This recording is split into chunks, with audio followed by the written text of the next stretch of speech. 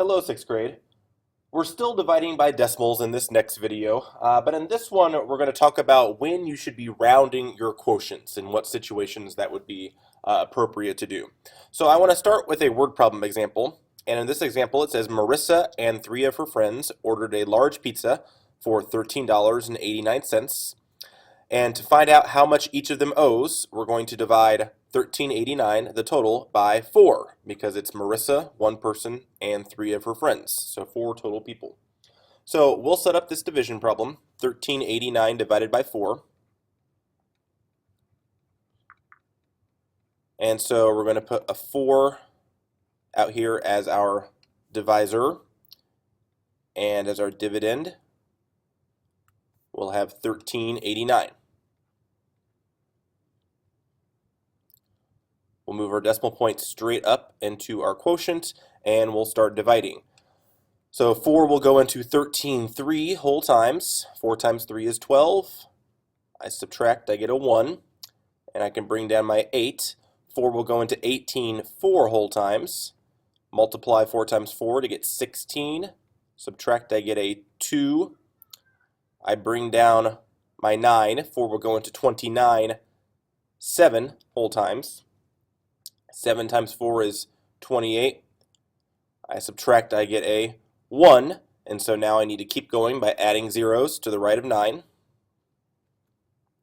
So I bring down this first 0. 4 will go into 10 2 whole times. 2 times 4 is 8. I subtract, I get a 2. I can add another 0. Bring that down. 4 will go into 25 whole times. And 5 times 4 is exactly 20, so now when I subtract this time I get 0, and I'm done with this division problem.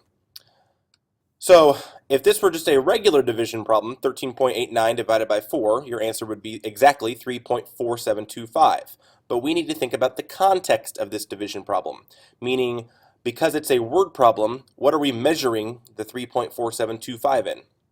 Well, we're measuring it in dollars and cents. And since the smallest amount of money, American money, is a penny, which is 1 cent or 0.01, we must round our quotient. And when we're rounding money, we round to the nearest hundredth place, the nearest hundredths place. So if we round 3.4725 to the nearest hundredths place, remember, we look at the hundredths place, we look to its right, and because this 2 is smaller than 5, we leave the 7 alone. So this answer would be $3.47.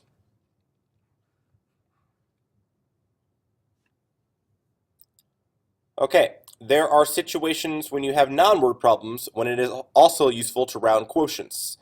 Sometimes you'll be doing a division problem and your quotient will appear to be repeating. For instance, you may be doing a division problem and in your quotient, you may be getting an answer like 6.33333, and it just keeps going as threes. That would typically signify the repeating decimal 6.3 repeating.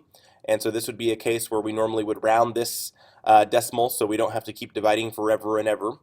There are also times when you get simply non-terminating decimals. That just means that it's not a repeating decimal, but it just keeps on going and going and going, and there never seems to be an end to the division. So in either of these cases, when you feel like you're getting a repeating decimal or a non-terminating decimal, by default, unless you're told otherwise in the directions, we're going to round those decimals to the nearest thousandth place, okay, the nearest thousandth place. For a money problem, again, we round to the nearest hundredth, but for a regular division problem, if it doesn't stop, we're going to round to the nearest thousandth. So we're going to practice this now with examples 2 and 3. Example 2, we're doing 0.00775 divided by 0.03. So my divisor is 0.03. That's going to go on the outside. My dividend is 0.00775.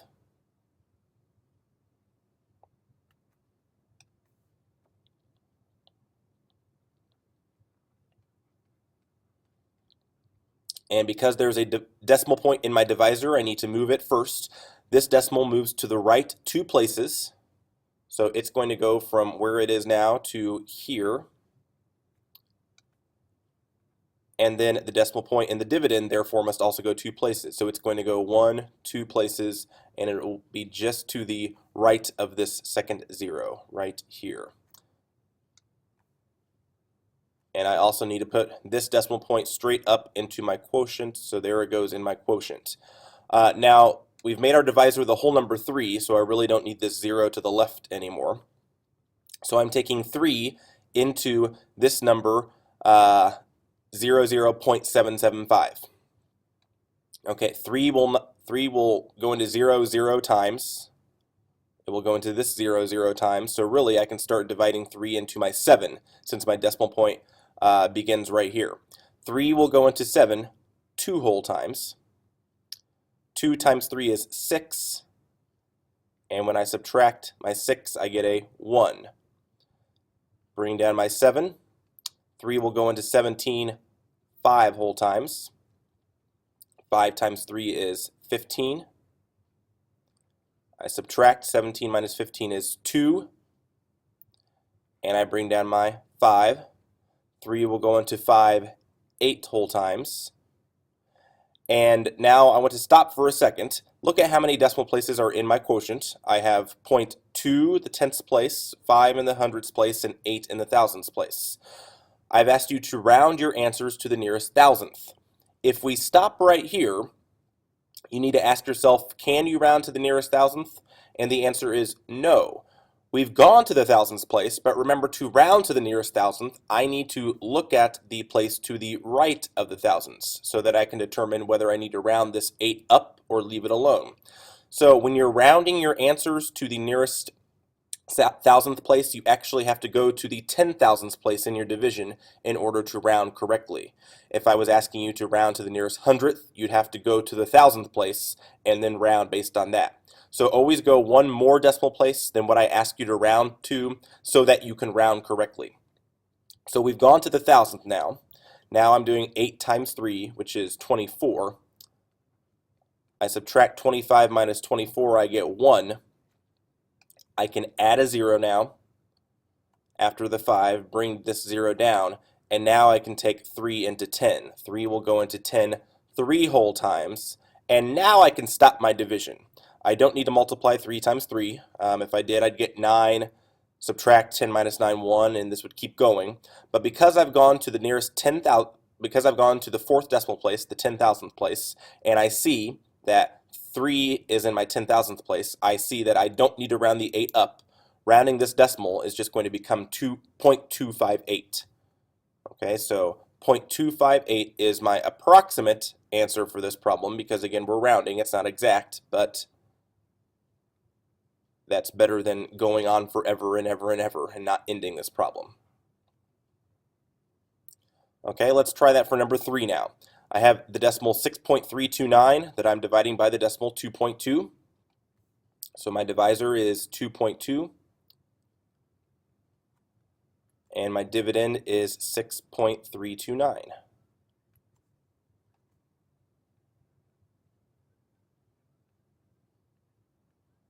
So we're moving the decimal point in our divisor one place to the right. And that means I need to move the decimal point in my dividend one place to the right, and then also put it in my quotient straight above. Let me erase where my decimal point was in both of those.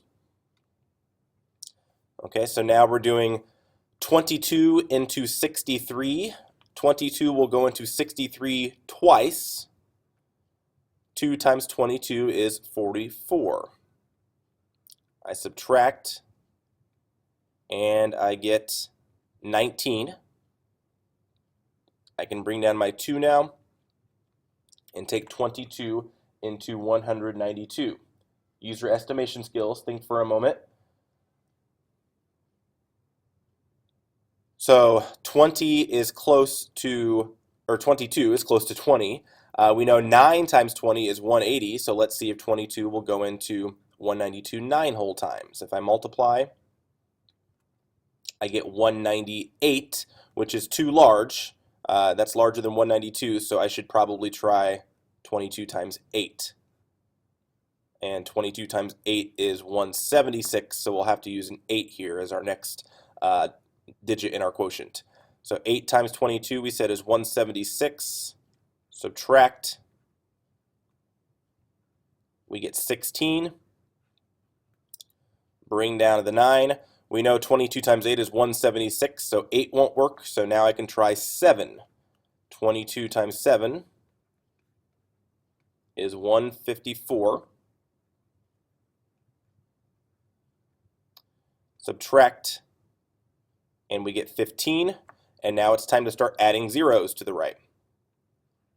So add a 0 here, bring it down, 22 into 150. 7 would be too large, so let's try 6.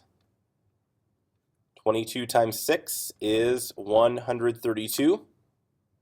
So that's going to be the next digit in our quotient. Look how many decimal places we've gone. We've gone to the tenths, hundredths, thousandths now. So we'll have to multiply, subtract, bring down, and then do one more decimal place to round correctly. So 6 times 22 we said is 132.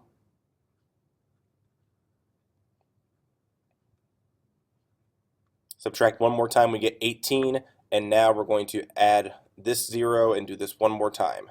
So we have 22 into 180. I already have all of this multiplication here for 9, 8, 7, and 6. So we can see from this that 8 is going to be my next digit. 8 times 22 is 176. We know already. And remember, I don't need to keep going once I put this fourth decimal place in. I can stop. I'm only using this fourth decimal place to round the 6 correctly. So we're rounding to the nearest thousands place. I'm looking at the 6. I'm looking to the right. I see that this is 5 or more, so add one more. So this becomes approximately 2.877, rounded correctly, 2.877. Okay, if you had any questions over this video, make sure you've written those down so that you can ask those the next time you're in class. Until then, have a nice day. You're all wonderful people.